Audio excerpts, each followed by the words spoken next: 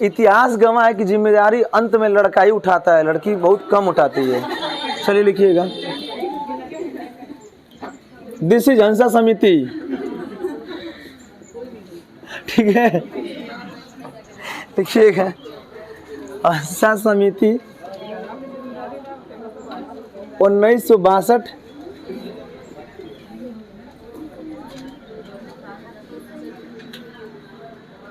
इनका पूरा नाम है हंसा जीवराज मेहता। हंसा जीवराज मेहता।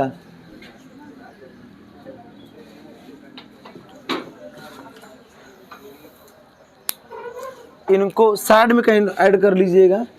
1959 में इनको पद्म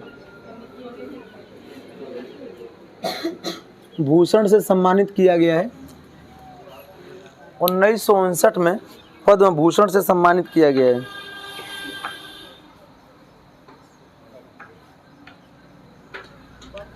हो गया, सुन लीजिए, बस सुन लीजिए फिर लिखा जाएगा। ठीक है, देखिए हंसा समिति नाम ही है, महिला का नाम है हंसा समिति।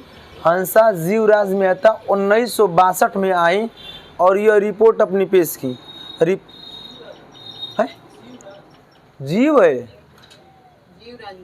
दिख नहीं रहा क्या? शिवराज नहीं है, हंसा जीवराज मेहता। देखिए लिखे तो हैं, शिवराज नहीं है। ठीक, शिवराज हाँ फीमेल है, मेल नहीं है। ठीक, तो बहुत लोग कन्फ्यूजन है। हिंदी में आप देखेंगे तो महादेवी वर्मा। ठीक, अगर बहुत लोग उसमें कन्फ्यूजन में रहते हैं कि महिला है कि पुरुष हैं, तो महिला है। ठीक, हाँ, कुछ लोग सुमित्रा नंदन पंत की फोटो देख के वो लगाते हैं कि दिस इज महिला, लेकिन वो बहुत घुंघराले ऐसे बाल रखे हुए हैं तो लगता है, लेकिन ऐसा कुछ भी नहीं है। सुमित्रा जो है कि महिला का इनाम नहीं हो सकता है, सुमित्रा नंदन पंत हैं वो। ठीक, तो ये पहले के लोग नाम बड़ा ऑथेंटिक रखते थे। उनके माता जी का नाम सुमित्रा था, तो सुमित्रा के पुत्र थे, इसलिए नाम क्या रखा गया? सुमित्रा नंदन। आप पंत उन लोगों की टाइटल है अलग अलग।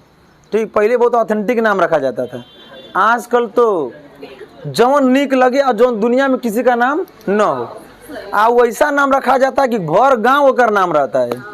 ठीक, हाँ, तो इस तरीके से हंसा जैसे सोनू मोनू टोनू।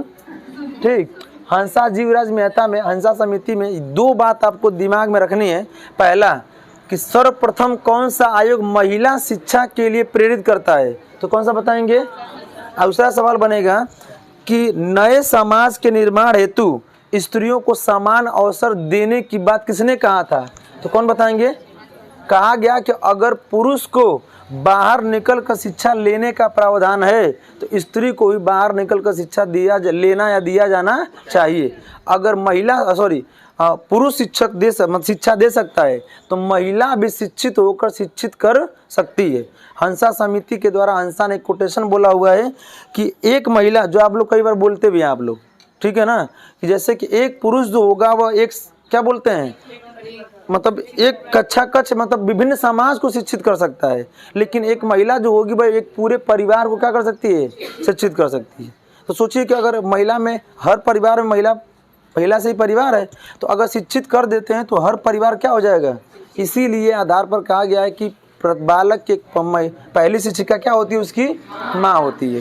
ठीक, और आपको देखे होंगे सर्वप्रथम जब क्या बोलते हैं, आज़ादी से पहले की बात किया जाए तो महिलाओं को शिक्षा देने की बात नहीं थी। तो कौन है प्रथम शिक्षिका, क्या नाम है जी उनका?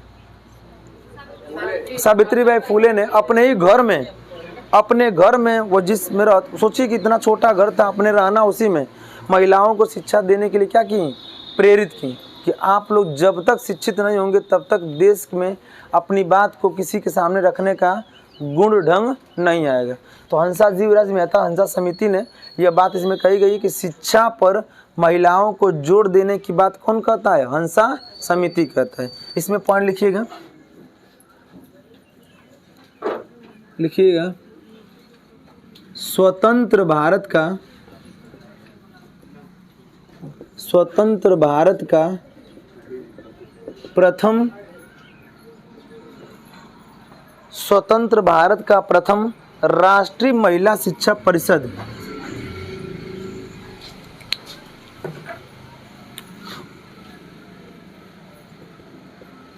राष्ट्रीय महिला शिक्षा परिषद का गठन। इसको एक लाइन में आप अंडरलाइन करके लिखिएगा। राष्ट्रीय महिला शिक्षा परिषद का गठन स्वतंत्र भारत का प्रथम किसने किया था? तो कौन किया था? हंसा ने किया था। हंसा अर्थात हंसा जीवराज मेहता ने किस समिति के तहत? हंसा समिति के तहत। देखिए क्या होना, जैसे आप लोग को बताया था ना कि सबसे पहले थोड़ा मार्कर दीजिएगा, अच्छा इसमें स्याही भरिए, खोजे मिला नहीं है स्याही, ठीक। तो उसमें स्वतंत्र भारत का प्रथम में राष्ट्रीय महिला शिक्षा परिषद के गठन में हंसा समिति पहले जो था, जैसे गवर्नर, पहले वायसराय बोला जाता था, बाद में क्या बोला गया? गवर्नर, फिर क्या हो गया? राज्यपाल। वैसे पहले जो था घोषणा पत्र जारी की गई थी, देखे ना, वुड और मैकाले का क्या लिखे हम लोग? आयोग नहीं लिखे हैं, घोषणा पत्र। उसको कहा गया कि वह घोषणा पत्र स्वयं का हुआ करता था। तो कहा गया कि एक लोगों की बात सार्वभौमिकरण करना है तो एक की बात तो मानी नहीं जाएगी। तो अगले बार कहा गया कि एक आयोग का गठन करना पड़ेगा आपको, कम से कम 4-5 लोगों को क्या करना होगा? उसमें सम्मिलित करना होगा। सम्मिलित किया गया तो आयोग बन गए। और जब आगे जब बढ़ा, स्वतंत्र भारत जब हो गया, तो उस समय आयोग नाम न रख के कहा गया समिति या नीति। आगे जितना पढ़ेंगे हम लोग क्या पढ़ेंगे? समिति या नीति पढ़ेंगे। अब वही आयोग का नाम बदल के क्या हो गया? जैसे देखे होंगे समिति गांव में बनाई जाती है तो एक लोगों की समिति होती है कि विभिन्न लोगों का? तो कई लोग मिलकर क्या किसका गठन करते हैं? समिति का। तो उसी तरीके से हंसा समिति का गठन किया गया था। अगला सवाल ये बन सकता है, हंसा समिति में कितने सदस्य थे? तो हंसा समिति में, ठीक, मतलब ये बड़ाई नहीं कर रहे हैं, हंसा समिति में कुल 11 सदस्य थे, जिसमें से एक क्या था? पुरुष। बात समझ गई ना? इसका कहने का मतलब ये है, बुरा बड़ाई का है, मतलब बिना पुरुष का ये लोग भी हैंडल नहीं कर सकते, बस कहने का ही मतलब। अब ये नहीं बताना चाहते, आप लोग बता रहे हैं।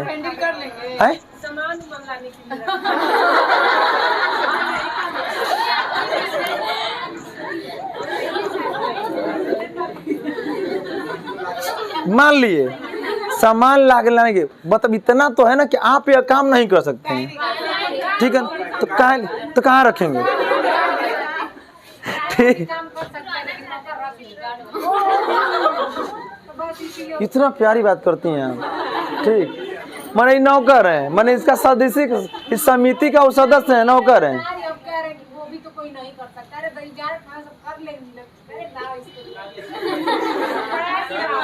ठीक, हाँ, दया की बात है। कुल मिला के स्टैंड करना है तो पुरुष का कहीं ना कहीं एक साथ आपको करना पड़ेगा।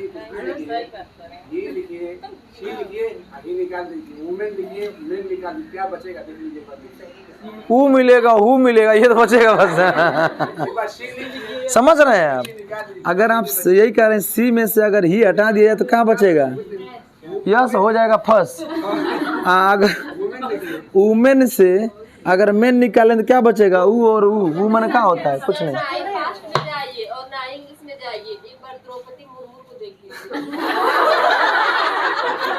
देखिए क्या हुआ, हमारी बात सुनिए, यह तो एक प्राविधान था, उनको बनाना एकदम क्या था? अनिवार्य है। जब फर्स्ट मीटिंग, जब प्रधानमंत्री मोदी जी मिले ना, जब पहली बार, अभी चुनाव नहीं हुआ था ना, तो एक मीटिंग हुई थी। हाँ, वो पहले के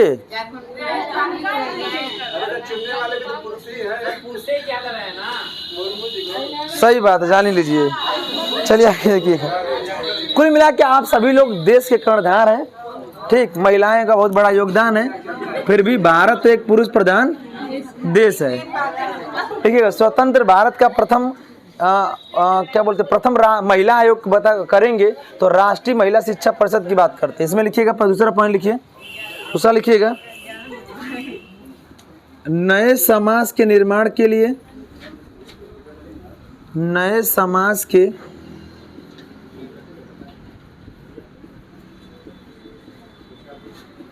निर्माण के लिए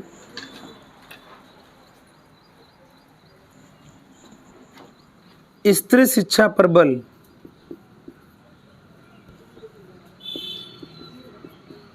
स्त्री शिक्षा पर बल, यहाँ पर स्त्री शिक्षा क्या कर लीजिएगा, अंडरलाइन कर लीजिएगा। अगला पॉइंट लिखिएगा, अगला पॉइंट लिखिएगा,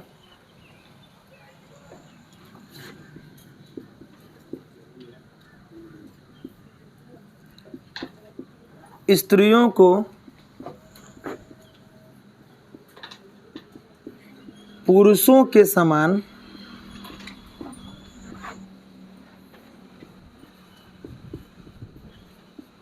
शिक्षा प्राप्त करने का अधिकार। स्त्रियों को पुरुषों के समान शिक्षा प्राप्त करने का अधिकार।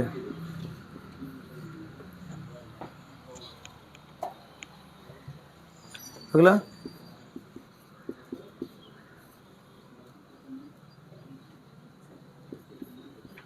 स्त्रियों को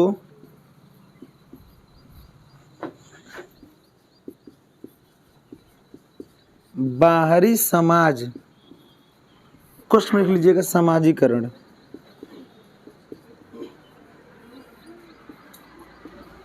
से अवगत कराना।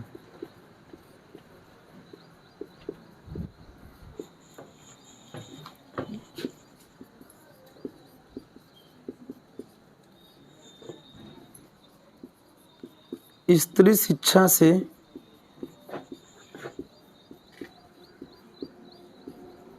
राष्ट्र का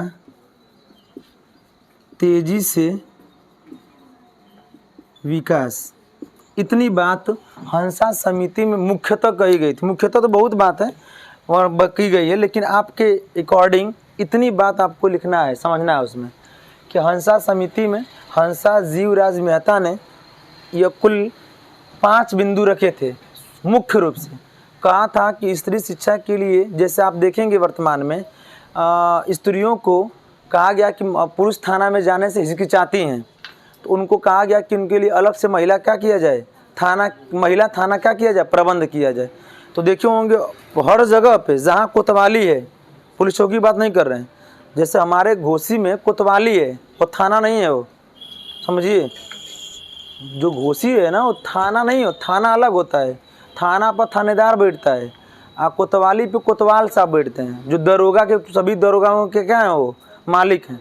तो उसमें देखेंगे तो बगल में एक महिला थाना बना होगा, देखे होंगे, ठीक है ना। तो महिला थाना में अगर आपको सोचना महिला कोई लेके जाती है तो यहाँ नहीं लेके जाएगी, महिला थाना में लेके जाएगी, महिला पुलिस आएगी, महिला पकड़ के आपको लेके जाएगी, ठीक है ना। उसी तरीके से आप मऊ में जाएंगे तो महिला थाना और महिला कोतवाली एक ठो अलग है, जो सब उसमें देखेंगे। बीच बीच में अभी हाल ही में बहुत से ऐसे मामले आए थे जो विभिन्न समाज में कुरीतियों को जन्म देने वाले लोगों के द्वारा एक कृत ऐसा मिलने को मिल गया था, जिससे महिलाओं को महिला पुलिस के द्वारा विद्यालयों महाविद्यालयों में जाके उनको ट्रेन किया जा रहा था कि अगर कोई आपको छेड़ता है, कोई ऐसी गलत भद्द व्यवहार करता है तो आप उसके सामने डायरेक्टली कैसे निपट सकते हैं।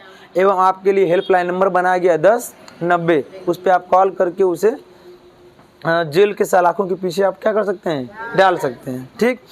तो उसमें यह बात कही गई थी, तो इसके यह इसीलिए कहा गया था कि उनको, उनकी बात वहाँ जाने से हो सकता है कि उनके साथ दुर्व्यवहार कर दिया जाए, लेकिन महिला के पास जाएगी तो एक महिला की बात आसानी से उस अपने सामने क्या कह पाएगी।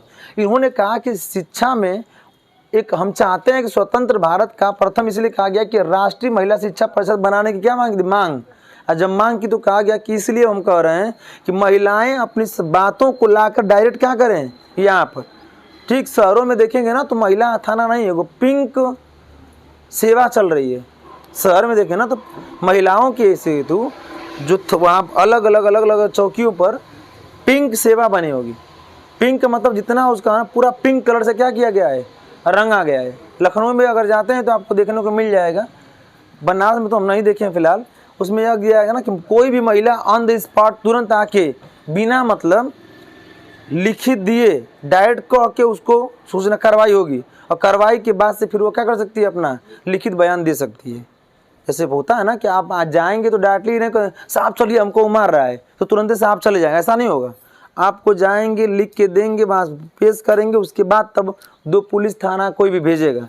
और पिंक सेवा का यह है कि शहर में किसी प्रकार का कृत होता है और डायरेक्ट आप जाके बोलते हो कोई महिला, तो तुरंत वह आ जाएगा, आपको ऑन द स्पॉट आपको देखेगा, करेगा, और उसके बाद से फिर आप लिखित क्या करेंगे, देंगे। ठीक है, तो इस तरीके की बात है कि यह इसलिए कहा गया कि जैसे बताए थे हम ना कि मान लीजिए किसी महिला किसी कोई ऐसा अभद्र व्यवहार होता है और वो करके अभी लिखित करेगी तो वो फरार, तो उसी यही कहा गया कि ऑन द स्पॉट उसको किया जाए, उसके बाद से लिखित लिया जाएगा। ऐसी राष्ट्रीय महिला शिक्षा परिषद के गठन किया गया था कि अगर कोई महिला शिक्षा पढ़कर प्राप्त करना चाहती है या कोई समाज उसे अवहेलना करता है तो इस परिषद में आके अपनी रिपोर्ट पेश करेगा, उसे शिक्षा देने का प्राविधान किया जाएगा। अगला है नए समाज के निर्माण के लिए कैसी शिक्षा पर। उन्होंने कहा कि अगर नया समाज का निर्माण करना चाहते हैं तो इसलिए कि रूढ़िवादिता पनप गई थी, समझ रहे हैं ना। आपके सिलेबस में सीटेट वाले में आप पढ़े होंगे लिंग रूढ़िवादिता। कहा जाता है ना एक छोटा बच्चा होता है, वो चोट लग जाती है, उसके पापा कहते हैं क्यों लड़कियों की तरह रोते हो, लड़के रोते। ऐसा बहुत से समाज था जो लड़कियों को हीन भावना के देख के लड़कों के अंदर कहा कि तुम सर्वश्रेष्ठ हो, जबकि ऐसा नहीं है। नए समाज के निर्माण के लिए किस पर बल देने की बात कही गई थी। अगला देखिए क्या लिखा गया है, स्त्रियों को पुरुषों के समान, यहाँ देखिए क्या लिखा गया है, पुरुषों के समान शिक्षा प्राप्त करने का क्या दिया जाए। अगर पुरुष उच्च शिक्षा प्राप्त कर सकता है, उच्च पद को सुशोभित कर सकता है, तो महिलाएं भी उच्च पद को सुशोभित कर सकते हैं। अभी देखिए हाल ही में 2000 के बाद की बात कर रहे हैं, 50 साल बीतने के बाद 2000 के बाद से बात किया जाए तब जाके IPS महिला पहली बनी थी। कौन? किरण बेदी बनी थी ना। इसलिए कि उनको समाज जो था वह उच्च शिक्षा देने के लिए अवहेलना करता था, और धीरे धीरे यह बात हुई कि स्त्रियों को पुरुषों के समान शिक्षा प्राप्त करने का क्या दिया जाए, अधिकार दिया जाए। कुछ तो विभाग में ऐसे थे कि जहाँ पर एक महिलाएं भी नहीं काम कर रही हैं, ठीक है ना। तब धीरे धीरे हर विभाग में कहा गया कि समानता दिख जाए, ठीक। तो इसीलिए वहाँ पर शिक्षा का अधिकार दिया गया। और स्त्रियों को क्या, बाहरी समाज, देखिए किसी भी व्यक्ति के मानसिक विकास में प्रभाव कौन डालता है, उसका। अगर हम बाहर निकलने ही नहीं देंगे तो उसका जितना कूपमंडूक बन जाएगा। कूपमंडूक समझते हैं ना, क्या कुएं के अंदर मेढक रहता है तो उसे लगता है कि दुनिया इतनी है, ये है। और जब बाहर निकलता है तो करी बाप इतना बढ़िया, ताक तक कहीं पता नहीं चल रहा है, फिर वो कूद जाता है में। हंसना गई ना, ठीक। तो खुशी के मारे वो लगता है उछलने, उछलते उछलते ढमेला के कहाँ चला जाता है, ठीक। तो वैसे स्त्रियों को बाहरी जब समाज से अवगत जब कराएंगे तो उनका मानसिक विकास क्या हो जाएगा, अब बढ़ेगा। तो उनके अंदर रूढ़िवादिता, उनके अंदर भी दृढ़ता, उनके अंदर भी किसी कार्य को करने की जिम्मेदारी क्या होगी, आएगी। यही बात हंसा जीवराज मेहता कहते हैं। और अंतिम कहा गया स्त्री शिक्षा से क्या किया जाए, स्त्री शिक्षा से राष्ट्र का तेजी से क्या होता है। इसलिए कि वही बात हो गई, इसलिए कहा गया है कि एक पुरुष जो होता है बहुत करेगा तो एक समाज को शिक्षित कर सकता है। और समाज बनता कहाँ से है, परिवार से।